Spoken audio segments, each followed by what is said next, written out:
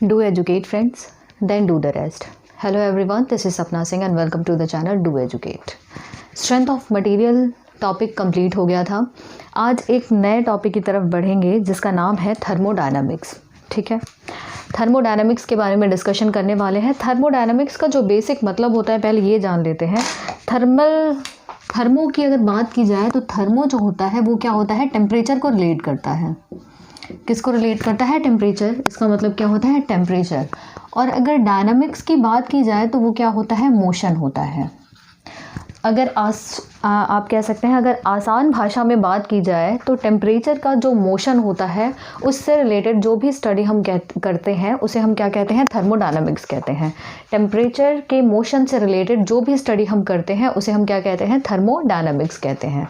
ठीक है, थर्मोडायनामिक्स में कुछ बेसिक टर्म्स होते हैं, छोटे छोटे टर्म्स हैं, छोटे छोटे पॉइंट्स हैं जिनको हम बार बार रिपीट करेंगे पूरे थर्मोडायनामिक्स में।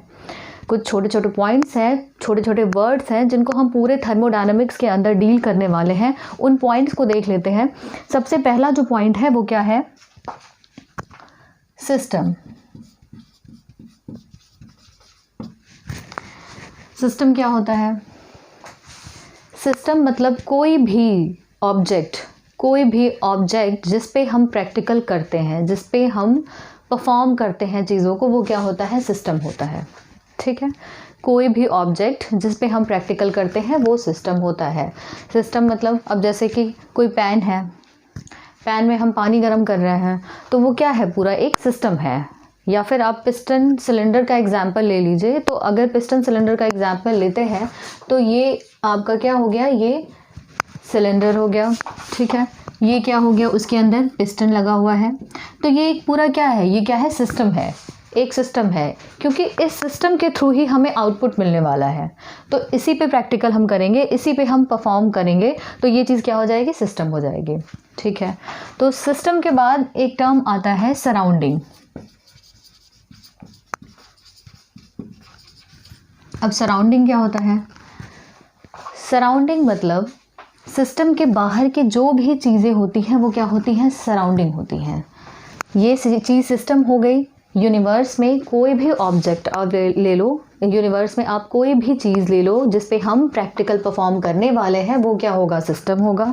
सिस्टम के अलावा यूनिवर्स में जो चीज़ें भी आएंगी वो क्या होगा? सराउंडिंग होगा।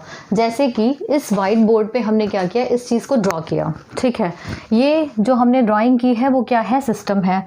इसके बाहर की जितनी भी चीज़ें हैं, ये सारा जो thermodynamics, temperature, motion, system, surrounding, ये सारे जो वर्ड्स लिखे हुए हैं वो किस में आएंगे? सराउंडिंग में आएंगे। ठीक है, इसके बाहर की जो भी चीज़ होगी, पिस्टन सिलेंडर के बाहर की जो भी चीज़ होगी वो किस में आएगी? सराउंडिंग में आएगी। तो ये बात हो गई सिस्टम और सराउंडिंग की। ठीक है, सिस्टम के अलावा जो भी चीज़ यूनिवर्स में आएगी वो क्या होगी? सराउंडिंग कहलाएगी। अब सिस्टम और सराउंडिंग को एक टर्म होता है जो दोनों को सेपरेट करता है। ठीक है, सिस्टम और सराउंडिंग को एक टर्म होता है जिसे कि हम बाउंड्री कहते हैं।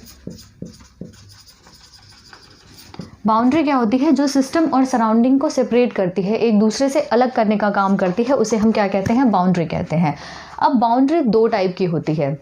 यहाँ पे देखते हैं, जैसे पिस्टन सिलेंडर का अरेंजमेंट है, यहाँ पे अगर बात की जाए तो ये क्या है? ये पूरा सिस्टम हो गया। ठीक, ये सिस्टम हो गया। अब सराउंडिंग क्या हो गया? इसके बाहर की चीज़ें हो गई। अब जो बाउंड्री है, बाउंड्री का मतलब क्या हो गया? अब पिस्टन का काम क्या है? पिस्टन तो क्या करेगा? अप डाउन मूवमेंट करेगा। मोशन इसका अपवर्ड डाउनवर्ड मोशन होगा, तभी तो हमें आउटपुट मिलेगा। तो यहाँ पे क्या होगा कि जब पिस्टन नीचे आएगा, बात समझने वाली है यहाँ पे कि अगर पिस्टन नीचे आया, इनिशियल पोजीशन ये थी, बाद में इसकी पोजीशन कुछ ऐसी हो गई है, तो ये क्या हुआ? डाउनवर्ड मोशन हुआ पिस्टन का। तो क्या होता है कि ये जो बाउंड्री है इसकी, मतलब ये क्या है? ये बाउंड्री है। ये चीज़ जो सिस्टम और सराउंडिंग को सेपरेट करती है वो बाउंड्री कहलाती है। तो यहाँ पे इसकी जो बाउंड्री कह सकते हैं कि चेंज हो रही है। क्यों चेंज हो रही है? क्योंकि पिस्टन मूवेबल है। पिस्टन जब मूव करेगा तो बाउंड्री भी चेंज होगी। पिस्टन अगर कांस्टेंट है तो क्या होगा? बाउंड्री भी चेंज नहीं होगी। तो बाउंड्री दो टाइप की हो सकती है, या तो एक हो सकती है फिक्स्ड और या फिर ये हो सकती है मूवेबल। ठीक है, जो बाउंड्री होती है वो या तो फिक्स हो सकती है या तो मूवेबल हो सकती है।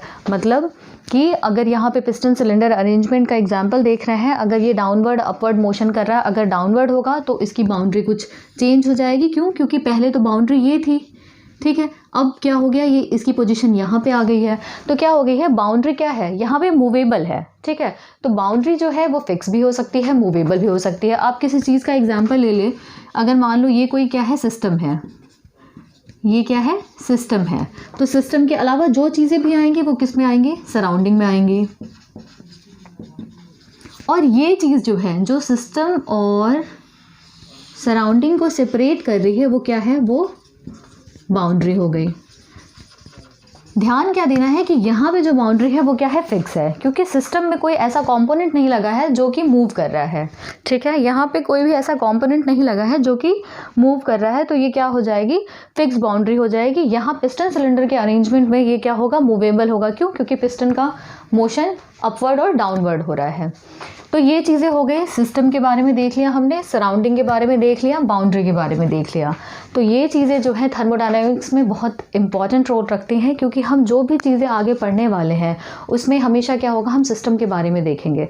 कोई भी परफॉर्म होगा, कुछ भी हम प्रैक्टिकल परफॉर्म करेंगे, वो किस पे करेंगे, सिस्टम पे करते हैं। कोई एक सिस्टम लेंगे और उस सिस्टम के बारे में ही हम पढ़ने वाले हैं कि उस सिस्टम में क्या क्या गतिविधियाँ हो रही हैं, क्या क्या चीज़ें हो रही हैं, कैसे हम चीज़ों को कैलकुलेट करते हैं। ये सारी चीज़ें हम पढ़ने वाले हैं किसमें, थर्मोडायनामिक्स के अंदर, ठीक है।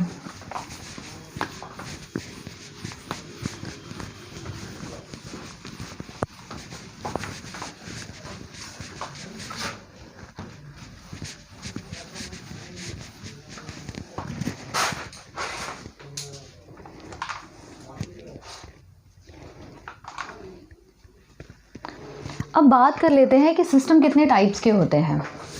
सिस्टम हमने देखा, सिस्टम, सराउंडिंग और बाउंड्री हमने देख ली है। अब सिस्टम देख लेते हैं, सिस्टम कितने टाइप के होते हैं। तो सिस्टम कितने टाइप के होते हैं ये देखने के लिए हम इसको डिफाइन करेंगे हीट के ट्रांसफ़र से और मास के ट्रांसफ़र से। क्या होता है कि एक तो होता है मास का ट्रांसफ़र और दूसरा होता है हीट का ट्रांसफ़र, राइट। कोई चीज़ है, अगर उनमें हम ट्रांसफ़र देखेंगे, या तो मास का ट्रांसफ़र होगा या तो क्या होगा, हीट का ट्रांसफ़र होगा। तो सिस्टम को हम इन्हीं दो चीज़ों के बेसिस पे डिफ़ाइन करने वाले हैं। कोई भी अगर सिस्टम है तो उनको हम इन दो चीज़ों के बेसिस पे देखेंगे कि किस टाइप का वो सिस्टम होने वाला है। तो पहला जो सिस्टम हम देखने वाले हैं वो क्या है, क्लोज सिस्टम। ध्यान से समझेंगे कि क्लोज सिस्टम क्या होता है। दूसरा है आपका ओपन सिस्टम, और जो थर्ड पॉइंट आता है वो होता है आइसोलेटेड सिस्टम। तीन टाइप के सिस्टम हैं, क्लोज सिस्टम, ओपन सिस्टम और आइसोलेटेड सिस्टम। थर्मोडायनामिक में हम जब भी डील करेंगे तो तीनों सिस्टम में से कोई एक सिस्टम दिया होगा आपके पास और उसके बेसिस पे क्वेश्चन पूछे जाएंगे। तो क्लोज सिस्टम की कंडीशन क्या है, क्लोज सिस्टम के बारे में जब भी बात की जाएगी इसका मतलब कि मास और हीट का ट्रांसफ़र, इसमें क्लोज सिस्टम में कभी भी मास का ट्रांसफ़र नहीं होगा, सिर्फ और सिर्फ हीट का ट्रांसफ़र होगा, ठीक है। क्लोज सिस्टम में कभी भी मास का ट्रांसफ़र नहीं होगा, सिर्फ और सिर्फ हीट का ट्रांसफ़र हम देखेंगे यहाँ पे, ठीक है। क्लोज सिस्टम में किसका होगा, मास का ट्रांसफ़र नहीं होगा, नो मास ट्रांसफ़र।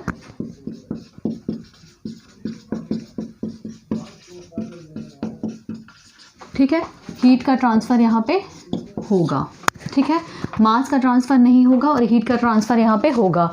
एग्जाम्पल से देखते हैं, क्लोज सिस्टम का एक एग्जाम्पल लेते हैं कि एक पैन है, पैन में आपने क्या किया, पानी गर्म कर दिया, ठीक है। हीट ऑन की, स्टोव आपने ऑन किया और उसके बाद पैन में पानी भर के उसमें रख दिया। क्या किया हमने कि उसको लिड से ढक दिया, पैन में पानी रखा, गैस को ऑन किया, उसके बाद हमने एक लिड लिया, एक कवर लिया, उस पैन को हमने कवर कर दिया, ठीक है।